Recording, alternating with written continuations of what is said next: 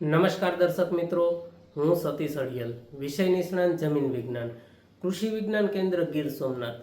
આપ સર્વે મિત્રોનું આજના આ વિડીયોમાં હાર્દિક સ્વાગત કરું છું. મિત્રો, ધીરે ધીરે ચોમાસું સિઝન નજીક આવી રહી છે, ત્યારે આપણા રાજ્યમાં વવાતા એવા ખૂબ જ અગત્યના તેલીબિયા પાક કે જે છે મગફળીનો પાક. તો આજના વિડીયોમાં આપણે ચર્ચા કરવાના છીએ મગફળીના પાક વિશે, કે મગફળીના પાકનું વાવેતર જે ખેડૂત મિત્રો કરવા માગતા હોય તો આ મગફળીના પાકની અંદર કયા ખાતરો વાપરવા જોઈએ અને ક્યારે વાપરવા જોઈએ, આ ખાતરો છે એ કેટલા પ્રમાણમાં વાપરવા જોઈએ અને આ ખાતરો કઈ જગ્યાએ આપવાના છે, આ બધી બાબતની ચર્ચા છે એ મિત્રો આપણે આજના વિડીયોની અંદર કરવાના છે. તો આ માહિતી મેળવવા માટે થઈ અને આ વિડીયોને અંત સુધી નિહાળજો. મગફળી તેલીબિયા વર્ગનો પાક છે અને આમ તો કોઈ પણ પાકની અંદર જ્યારે આપણે ખાતરની વાત આવે ત્યારે શરૂઆત છે એ દેશી ખાતરથી કરીએ કે ભાઈ મગફળીના પાકની અંદર જો ભલામણ મુજબ વાત કરું તો 8 થી 10 ટન સારું કોહવાયેલું અને ગળથિયું થઈ ગયેલું છાણિયું ખાતર છે એને વાવેતર પૂર્વે પાયાની અંદર આપવાની ભલામણ છે. જો કોઈ ખેડૂત મિત્રો આ છાણિયું ખાતર આપી ન શક્યા હોય તો એની અવેજીમાં એરંડાનો ખોળ અથવા દિવેલીનો ખોળ છે એનો ઉપયોગ છે એ કરી શકે છે. અને આ દિવેલીના ખોળની માત્રાની અંદર વાત કરું તો ભલામણ મુજબ 500 કિલોગ્રામ પ્રતિ હેક્ટર દીઠ, એટલે કે 16 ગુઠાનો વીઘો હોય કોઈ ખેડૂત મિત્રોને તો 6.5 વીઘાની અંદર આ 500 કિલોગ્રામ જેટલો દિવેલીનો ખોળ છે એને પાયાની અંદર આપવાની ભલામણ છે. મિત્રો, કોઈ પણ ખેતી કરીએ ત્યારે રાસાયણિક ખાતર જેટલા જરૂરી છે એટલા ને એટલા સેન્દ્રિય ખાતર જરૂરી છે, કારણ કે જમીનની અંદર જો સેન્દ્રિય પદાર્થો નહીં હોય, સેન્દ્રિય તત્વોનો જથ્થો છે એ ઓછો થઈ જશે તો આપણા દ્વારા અપાયેલા કોઈ પણ રાસાયણિક ખાતરો છે એનું યોગ્ય વળતર અથવા એનું પરિણામ છે એ આપણને મળતું નથી. એટલા માટે થઈ અને આ દેશી ખાતર આપવું ખૂબ અગત્યનું છે. જો મિત્રો દેશી ખાતર ન આપી શક્યા હોય તો આપણે ખોળનો ઉપયોગ છે એ અવશ્યથી આપણા પાકના વાવેતર પૂર્વે જમીનની અંદર પાયાની અંદર કરવો ખાસ જરૂરી બની જતો હોય છે. તો મિત્રો, આ પ્રમાણે દેશી ખાતર આપી અને ત્યારબાદ જ આપણે મગફળીના પાકનું વાવેતર કરવાનું છે. હવે વાત કરીએ આપણે રાસાયણિક ખાતર વિશે. મિત્રો, આમ તો કોઈ પણ પાકની અંદર જ્યારે રાસાયણિક ખાતર વાપરવાની વાત આવે ત્યારે અવશ્યથી આપણે એ ખ્યાલ હોવો જોઈએ કે કોઈ પણ પાકમાં જો ખાતર આપવા હોય તો આપણે ખાતર આપવા પૂર્વે જમીનની ચકાસણી કરાવવી જરૂરી હોય છે. જમીનની ચકાસણી કરાવી અને જમીનની ચકાસણીનો જે રિપોર્ટ આવે એ રિપોર્ટ મુજબ જો આ ખાતર આપવામાં આવે તો એનાથી આપણને સારો ફાયદો થતો હોય છે. પરંતુ જો કોઈ ખેડૂત મિત્રો છે એ પોતાના ખેતરની માટીનું પૃથ્થકરણ ન કરાવી શક્યા હોય અને જમીનની ચકાસણી કરાવ્યા વગર જો ખાતર આપવા માગતા હોય તો આપણા રાજ્યની કૃષિ યુનિવર્સિટી દ્વારા ભલામણ કરવામાં આવેલો જે નાઇટ્રોજન, ફોસ્ફરસ અને પોટાશ કે જે મુખ્ય તત્વો છે, મુખ્ય ખાતરો છે, એના જથ્થાની વાત કરું તો 12.5 કિલોગ્રામ જેટલું નાઇટ્રોજન છે એને મગફળીના પાકને આપણે આપવાનું છે. 25 કિલોગ્રામ જેટલું ફોસ્ફરસ છે એ મગફળીના પાકને આપવાનું છે અને 50 કિલોગ્રામ જેટલું પોટાશ તત્વ છે એ મગફળીના પાકને આપવાનું છે. એટલે મિત્રો, આ વાત કરી આપણે તત્વની કે નાઇટ્રોજન તત્વ 12.5 કિલો, ફોસ્ફરસ તત્વ 25 કિલો અને પોટાશ તત્વ છે એ 50 કિલો, એમ 12.5, 25, 50ના ડોઝ પ્રમાણે આપણે રાસાયણિક ખાતરોને ગણતરી કરી અને યોગ્ય રીતના આપણે જમીનની અંદર આપવા જરૂરી બનતા હોય છે. હવે આપણે વાત કરીએ કે ભાઈ મગફળીનો પાક છે એ આમ તો તેલીબિયા વર્ગનો પાક છે અને તેલીબિયા વર્ગના પાકની અંદર આપણે સૌ જાણીએ કે ભાઈ તેલીબિયા વર્ગના પાકમાં સલ્ફરનું ખૂબ મહત્ત્વ છે. એટલે આપણે મગફળીના પાકની અંદર જે પણ પાયાનું ખાતર છે એ ઉમેરશું અથવા જે પાયાના ખાતરનો ઉપયોગ કરશું એ પાયાનું ખાતર છે એ સલ્ફરયુક્ત હોય તો આપને ખૂબ ફાયદો થાય. એટલા માટે થઈ અને મગફળીના પાકમાં પાયાના ખાતર તરીકે સિંગલ સુપર ફોસ્ફેટ કે જેને આપણે એસએસપી દાણાદાર અથવા એસએસપી પાવડરના સ્વરૂપમાં જે બજારમાં મળે છે એ તરીકે ઓળખીએ છીએ. તો આ એસએસપી ખાતર છે એને આપણે મગફળીના પાકમાં પાયાના ખાતર તરીકે વાપરવાનું છે. અને પાયાના ખાતરની અંદર જે 25 કિલોગ્રામ જેટલો ફોસ્ફરસનો જથ્થો પૂર્ણ કરવાનો છે તો આ 25 કિલોગ્રામ ફોસ્ફરસના જથ્થાની પૂર્તિ માટે થઈ અને એસએસપીના જો જથ્થાની વાત કરીએ તો એસએસપી ખાતર છે એની અંદર 16% જેટલો ફોસ્ફરસ આવેલો છે. એટલે 25 કિલોગ્રામ ફોસ્ફરસ તત્વો આપવા માટે થઈ અને એસએસપી ખાતરના જો જથ્થાની વાત કરું તો 156 કિલોગ્રામ સિંગલ સુપર ફોસ્ફેટ પ્રતિ હેક્ટર દીઠ એટલે કે 100 ગુઠા જમીનની અંદર 156 કિલોગ્રામ જેટલું સિંગલ સુપર ફોસ્ફેટ ખાતર છે એ મગફળીના પાકને આપવું જરૂરી બને છે. હવે એને જો 16 ગુઠાના વીઘા પ્રમાણે વાત કરું તો અંદાજિત 25 કિલોગ્રામ પ્રતિ વીઘા દીઠ આ સિંગલ સુપર ફોસ્ફેટ ખાતર છે એને પાયાની અંદર આપવાનું છે. મિત્રો, પાયાની હું વાત કરું છું. પાયો એટલે જમીનની સપાટીથી 2 આંગળ નીચે જ્યારે આપણે દાણાનું વાવેતર કરતા હોય તો દાણાથી 3 થી 4 આંગળ નીચેનો જે ભાગ છે એને પાયા તરીકે ઓળખવામાં આવે છે. અને આ જો સિંગલ સુપર ફોસ્ફેટ ખાતર છે એ દાણો વાવીએ એથી 3 થી 4 આંગળ નીચે જો આપવામાં આવે તો જ આપને સારો ફાયદો થાય. એટલે પાયાનું ખાતર છે એને હર હંમેશના માટે થઈ અને જમીનમાં ઊંડાઈ આપવું જરૂરી છે. એટલા માટે થઈ અને આ એસએસપી છે એને આપણે પાયાની અંદર વાવવું જરૂરી છે.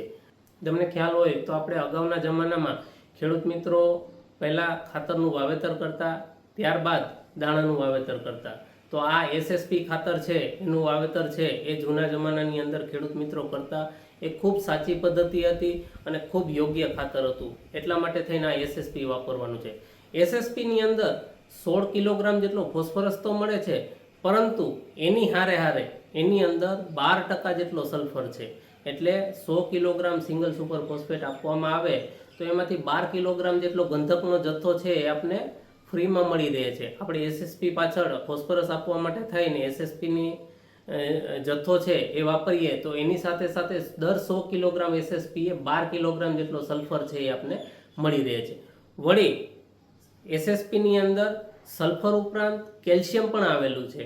અને મગફળી એવો પાક છે કે એના ડોડવાને જો ભરાવદાર બનાવવો હોય, ડોડવાને દળદાર બનાવવો હોય તો ડોડવાને મજબૂત બનાવવા માટે થઈ અને આ કેલ્શિયમ છે એ ખૂબ અગત્યનો ભાગ ભજવે છે.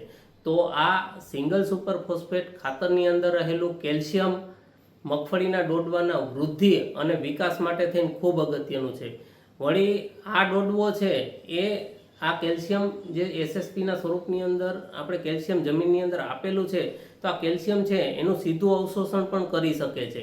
એટલા માટે થઈ અને જે ખેડૂત મિત્રો એસએસપીનો ઉપયોગ કરશે એમની જમીનની અંદર ડોડવા સારા ભરાવદાર અને દળદાર બની જશે.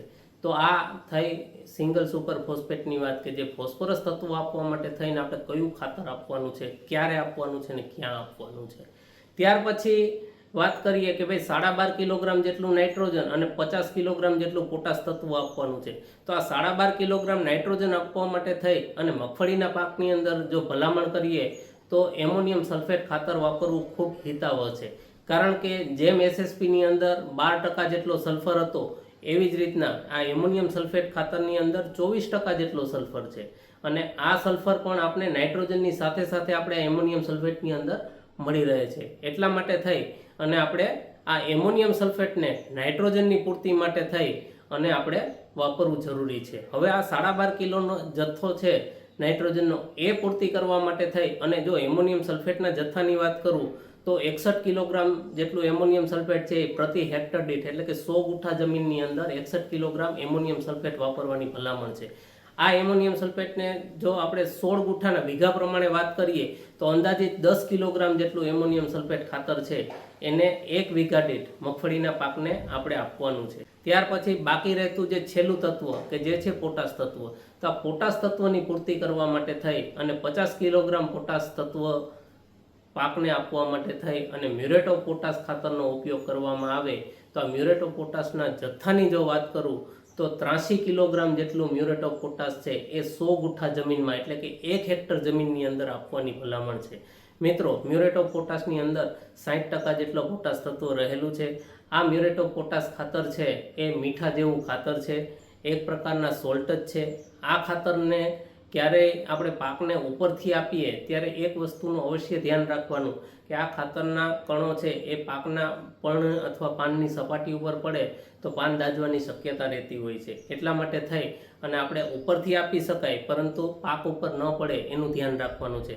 તો આ 83 કિલોગ્રામ જેટલું મ્યુરેટ ઓફ પોટાશ છે એને જો 16 ગુઠાના વીઘા પ્રમાણે વાત કરું તો તો 13 કિલોગ્રામ જેટલું મ્યુરેટ ઓફ પોટાશ પ્રતિ વીઘા દીઠ આપણે મગફળીના પાકને આપવાનું છે. હવે આપણે પાયાની અંદર જે ખાતરો આપવાના હતા એમાં આમ જોઈએ તો મગફળીના પાકમાં ત્રણેય ખાતરો છે એને પાયાની અંદર આપવાના હોય છે, પરંતુ ઘણી વખત એવું બનતું હોય કે ભાઈ પાયાના ખાતરમાં આપણે આ ત્રણેય ખાતરો જ્યારે મિક્સ કરીને આપતા હોય ત્યારે યોગ્ય રીતના આ ખાતરો છે એ વાવેતર કરવા પ્રેક્ટિકલી અશક્ય બનતા હોય, તો આપણે સિંગલ સુપર ફોસ્ફેટ છે એને પાયાના ખાતર તરીકે વાવી અને પાકનું વાવેતર કરી દીધા પછી આ એમોનિયમ સલ્ફેટ અને મ્યુરેટ ઓફ પોટાશ છે એને આપણે ઉપરથી પણ આપી શકીએ, પરંતુ આપવા માટે થઈ અને જમીનમાં ભેજ હોવો જરૂરી છે. અને આ ખાતર છે એને 20 થી 25 દિવસ જેટલો સમયનો ગાળો હોય ત્યારે જે ચાસમાં મગફળી વાવેલી હોય એ ચાસથી 2 થી 4 આંગળ છોડી અને આ ખાતર છે એને જમીન ઉપર લીટો મારી અને ઉપરથી આપી દેવામાં આવે તો આ ખાતર છે એ પાણીમાં ખૂબ દ્રાવ્ય છે. તો આ બંને ખાતરો છે એમોનિયમ સલ્ફેટ અને મ્યુરેટ ઓફ પોટાશ એ પાણીની અંદર દ્રાવ્ય થઈ અને જમીનના અંદર ઉતરી જશે.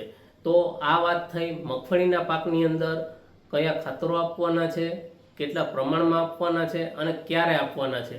તો મિત્રો આ આપણી કૃષિ યુનિવર્સિટીની જે ભલામણ છે એ ભલામણ મુજબ કયું ખાતર પસંદગી કરવી જોઈએ અને ક્યારે આપવું જોઈએ અને કેટલા જથ્થામાં આપવું જોઈએ એના વિશેની વાત.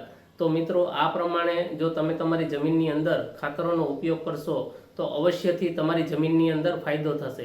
ઘણી વખત ઘણા મિત્રોનો પ્રશ્ન એવો હોય કે ભાઈ સાહેબ ખાતર છે એનો જથ્થો ઘણો બધો વધારે છે, પરંતુ જો ભલામણ મુજબ પોષક તત્વોનો જથ્થો જમીનની અંદર આપવામાં નહીં આવે તો ઘણી વખત એવું બને કે સમય જતાં એ ચોક્કસ પ્રકારના પોષક તત્વો છે એની ખામી છે એ જમીનની અંદર ઉદ્ભવતી હોય છે.